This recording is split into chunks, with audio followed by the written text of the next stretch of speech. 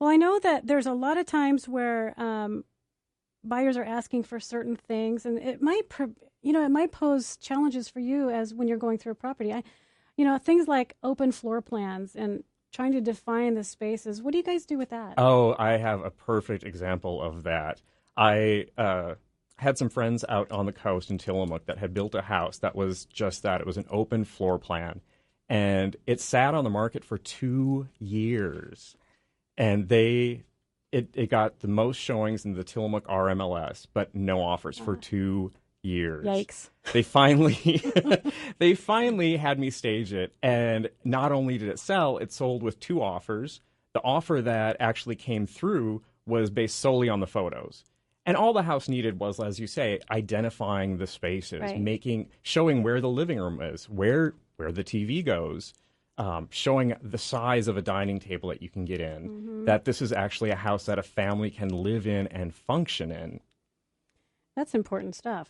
Absolutely. If people can't see themselves in the house, if they can't see it as a usable space, they're going to move on. The same thing goes for ambiguous spaces. We've recently encountered a lot of landing areas at the top of stairs that are maybe too big to just be a landing, right. but they're not quite big enough to be a room. Right. And so we need to give that a rational, real purpose, a real function. Because when people see ambiguous, wasted space, and they look at the square footage, price per square footage that they're paying, that's a huge turnoff. Right. And so what we want to do is take that wasted space and make it bonus space, make it a plus to the house. That sounds good to me, Jeremy. That's all very positive. This is Houses with Heidi Turco. And Heidi, we have a call. Lynn from Gresham, thanks for calling. You're on the air with Heidi Turco. Thank you. I have a ranch-style house that I have come through and completely remodeled it. And how do you come up with the price on a house that, say, was built in the 70s, but I've come through and completely redone it? What are your ways that you come up with pricing? Oh, okay. So this is a list price question? Yes. Well, what I do is I come through in 2 appointments. I'll come meet you and take a look at your property, see the floor plan, get a good understanding of what you've done for improvements, and then I'll go back to my desk and be able to pull some accurate comps, putting those things together, drop them in a spreadsheet, and come back out and meet with you. Okay. And then just question, whenever you say you sometimes have a buyer's war, if, like, say a buyer comes in and you have 3 or 4, can they continue to raise pricing what they want to buy it if it doesn't appraise out of that? Or is that kind of your top price, what it would appraise at? That is the danger that we find right now in this market, because we do have some properties that are listed where we feel market value should be, and then you've got a few people competing for it. It pushes the price point up. There's always that danger of an appraisal issue, because appraisers are using comps that will go back 3 to 6 months. Sometimes they have to go a little longer out. And at that point, we've got the participants, the buyer and the seller, circling back to discuss price point. And so there's a real fine line as to where your property value is and how much higher you want to go. Okay. And then just one quick question for Jeremy. Yes. Is there a price point on a house that you would want to have it staged? So is a little 3-bedroom ranch, say you're going to sell in around $200,000, is that worth staging? Or Absolutely. Is that really for higher valued homes? No, absolutely. Staging is for every price point. We've staged $150,000 homes that, without the staging, especially when it's a smaller house, a lot of times those online photos, you see these small rooms and you just don't know how you can live in that. Okay. And so staging is a huge, huge benefit, and it's all over the price point. Okay. I mean, really every house can benefit from some sort of staging. Okay. Well, all right, great. Thanks, Lynn. Thank you very much. Thanks. Thanks very much.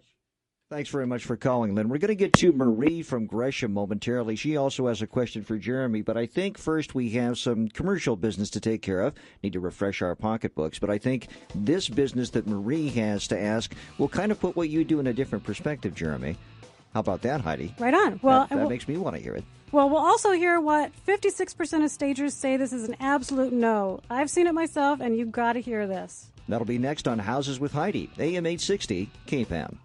Hi, I'm Heidi Torco with Torco Group Properties. I've got a question.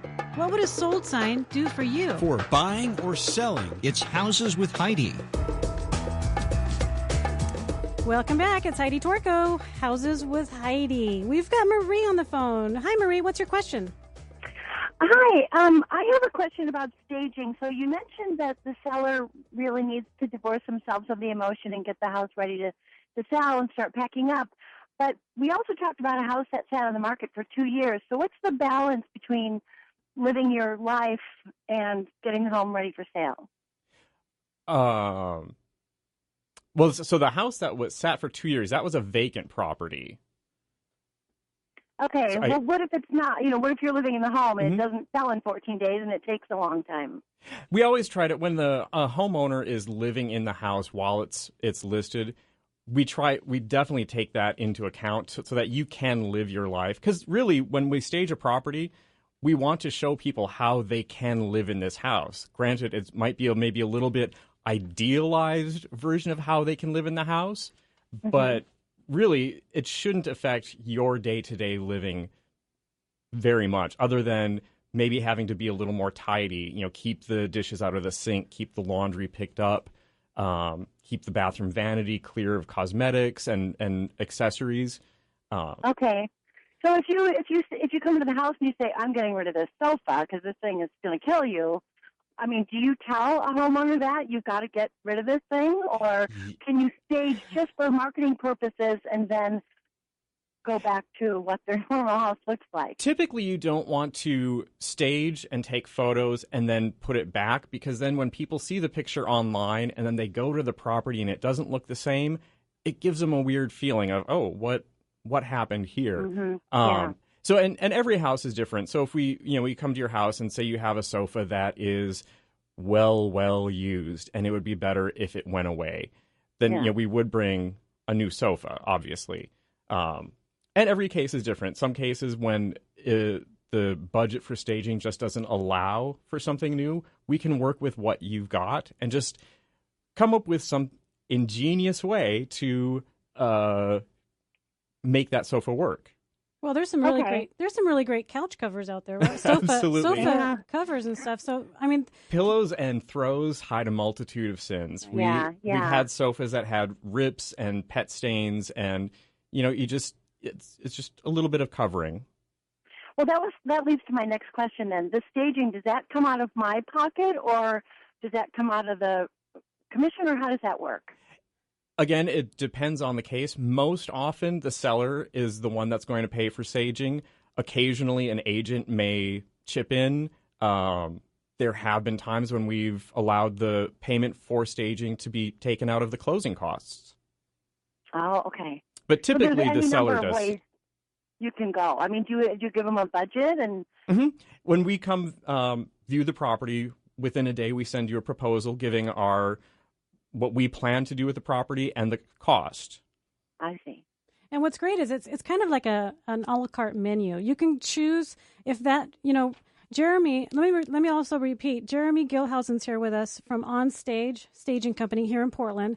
And what they're going to do is they're going to look at your home, they're going to make recommendations, put together a proposal, and then you can edit from there. So if it's a little above your budget, you want to just kind of retract a little, you certainly can. Okay. All right. Well, thank you for your help. Thanks, Marie. You have some other weird things about staging. I shouldn't say weird things. Sorry, Jeremy. Some things I don't expect, Heidi. There's something about, again, the way you present your home and the first impression that your home makes. What is that all about? Well, funny you should mention that, Rod, because I was just reading. You were just finding out. The Real Estate Stagers Report, and I found this really interesting because it said that 50% of stagers said an absolute no color for your front door is purple. Now, why in the world is that, Jeremy? I have no idea, but it is. It's, real estate is such a strange phenomenon because so much of it is just emotionally based. And there's something about a purple front door that it just gives a weird feeling. I think it gives one of two things. A, you're moving into Prince's house, so you're not real interested in that. But I think it almost looks careless to me, like it's the Grateful Dead, we slapped this together house. That's what it looks like to me. Like you put some plywood together and called it a house. Purple kind of gives me that impression.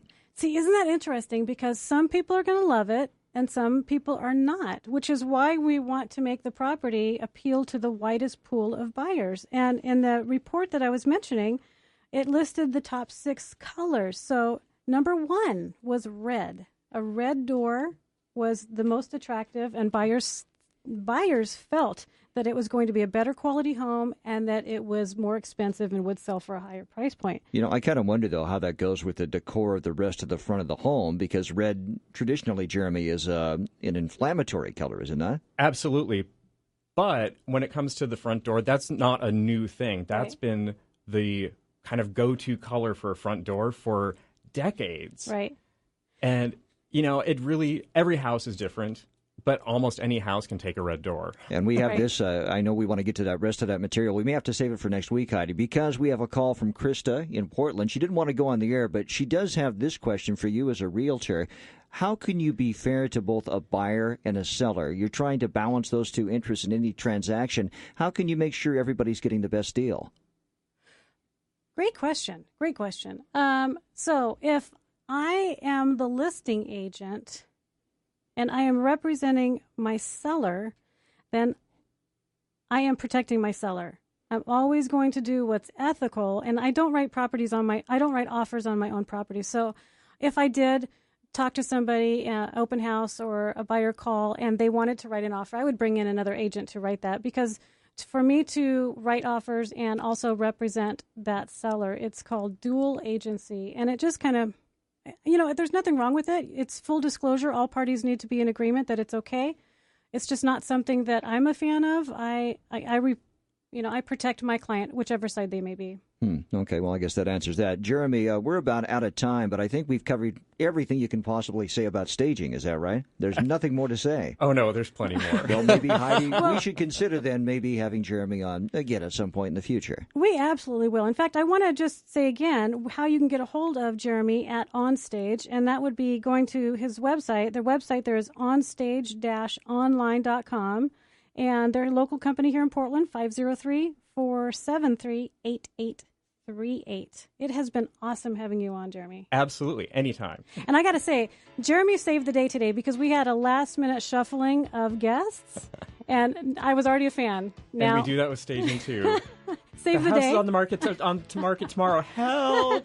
And quickly, Heidi, we're back next week. Who's on the show next week? Next week, okay, anybody that knows me and heard me on Terry Boyd's World knows I'm real protective of my buyers and sellers, and I'm a believer in home warranties. We're talking to Kevin Wentz of Fidelity Home Warranty. That'll be excellent. That'll be next week on Houses with Heidi. We'll be here every Saturday at 1 p.m. We'll catch you then. AM 860, KPAM.